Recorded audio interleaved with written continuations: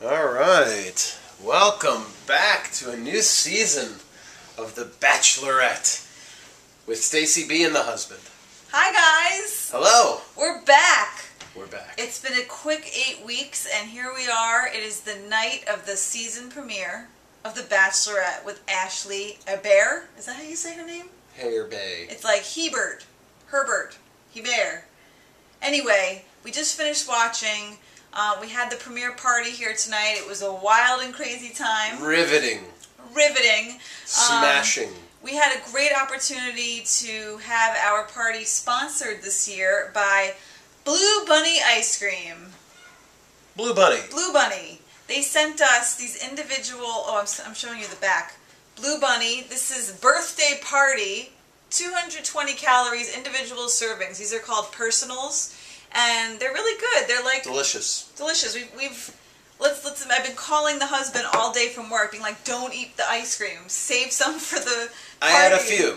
He had a few. Like the entire freezer was empty when I got home today. But anyway, send more, Blue Bunny. They're very good, and they gave us a gift certificate to go out and buy some decorations. We had a crazy party. Everyone's gone. We're all exhausted. I feel like I'm gonna have a bachelorette hangover tomorrow. Wow, and you've got a nice martini glass. Yes, we've got martini glass as part of the decorations. We've got rose petals in honor of the bachelorette, handing out roses.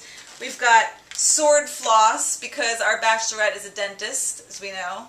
And ring pops in the hopes that we have a happy engagement that will work out, unlike probably the latest rumors about Brad and Emily. The rumors are they're Splitsville, it's done.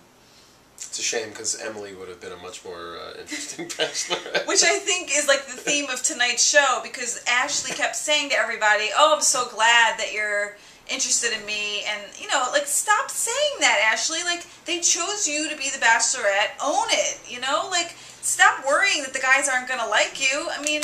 You're making Stacey be angry.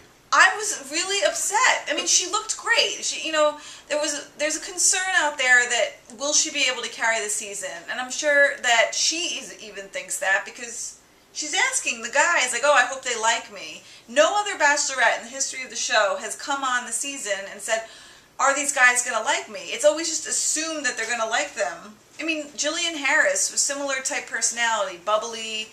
You know, maybe not like the hot bachelorette like Trista or Ellie Fedotowsky. It's like hailing outside right now. I think there is hail hitting our air conditioner. Are there storms where you guys are? There's storms everywhere. What did you think of Ashley? Did you think she was hot? Like, if you were a guy stepping out of the limo, I mean, there's no doubt she's cute, and, you know, she can dance and put a crown on a guy's tooth. Like, you know, she's very talented in many ways. You're very cute. Thank you. Wow. Oh, I drink to that. No, I mean, she's definitely, wow, those are really cheap. She's definitely cute, but, I mean, I have to admit, about 15 minutes in, I went into the bedroom and started watching hockey. I couldn't help it. See, now this is a problem, because that means that will she also lose the interest of viewers?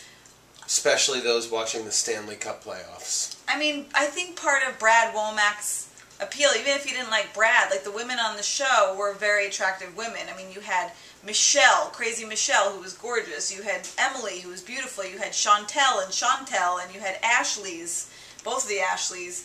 So right there, you had these amazing women that came out, and you were interested in watching them. I'm not sure we have any standouts that will keep the viewers watching week after week. You mean in regards to the dudes? Yeah. It seemed kind of like a lame group of guys. But, you know, one of the funniest ways in which a guy took Ashley from talking with a group of guys out, the guy who had the guitar. Yeah. That was funny. But she didn't keep him? I don't know who that was. He was wearing a red tie. I don't know what his name was, but that was funny. Yeah, she didn't keep him, but she kept the guy that had the mask, which was ridiculous. Phantom of the Opera guy. Yeah. Bentley, let's talk about him. Bentley was attractive. I mean, I'll give her that. But, hello, there's never been a forewarning. Like, this guy is a jerk. He's not interested in you. He's on the show to promote his business. What does Ashley do? She meets him, and she gives him a rose. I mean... Well, this show has a history of, like, people coming on and being like, well, we sat down, do I have a... Oh, thank you for combing my eyebrows, Stacey B. Like, you know, people come on, like, was it last year when, like, the two, you know, what's her name, Alice? Or who's the blonde? Allie? Yeah, Allie and what's her name came on and like they interviewed people. And then they Roberto. they sit the Bachelor or the Bachelorette down and they're like, okay, this person is crazy. You probably want to get rid of him. And what happens? They keep him. Like, yeah. So it's like it's almost I don't know. I don't get it. I don't know, but I mean, at least usually when that happens, like that's their opinion. But she actually is getting like factual information from someone that she knows who's saying there is a guy in the show that's coming on for not good intentions, and there she has it. And then you see her all like. They spotlight different things that are coming up on the show, and her heart's breaking. She can't even she's crying in the bed. It's like, come on, Ashley. Like, it's hard to feel bad for you. You have a fresh chance at finding Mr. Right, and you're going to screw it up by not listening to advice. It's frustrating as a viewer. Clearly.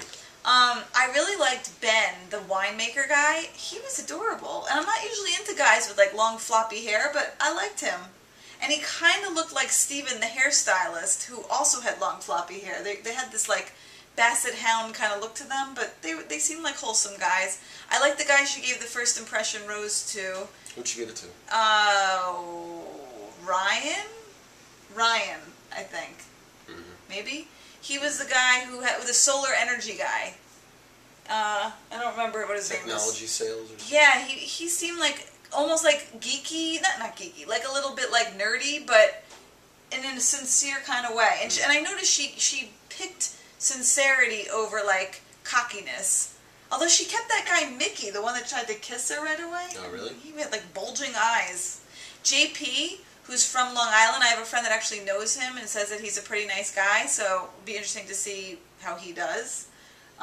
Actually, a friend of ours that was here tonight, I won't mention her name because she asked me not to, her husband has worked with Bentley and is not a fan, says he's not a nice guy.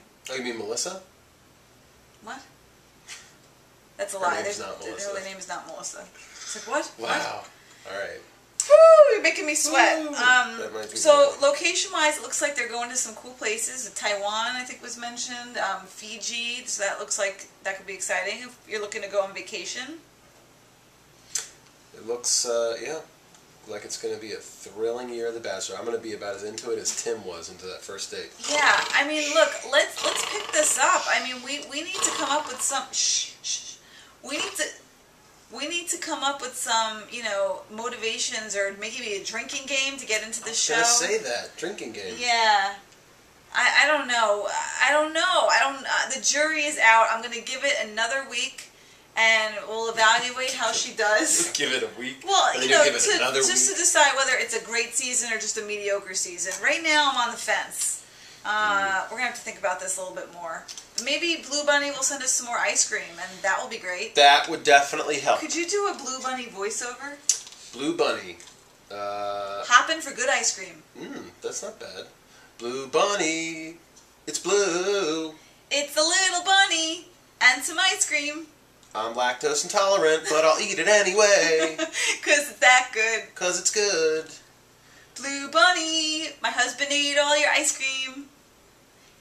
The best flavor was the bunny tracks because it had chocolate-covered peanut butter, like, candies in it. Oh, it was amazing. I don't know, peanut butter panic. Yeah, that was good. So last night I was in the bedroom and I was, like, on the computer and the husband was in the living room, and he's all of a sudden he like busts out the peanut butter carton, and I'm like, what are you doing? We have to save this.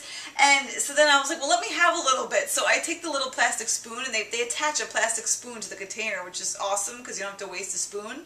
It's great. And I'm like digging it out, and I was like, oh my god. So I was like shoveling this stuff in, and it was amazing. What was it called? What was the flavor? I actually had like a sinus infection, and I couldn't even taste, and I ate it anyway.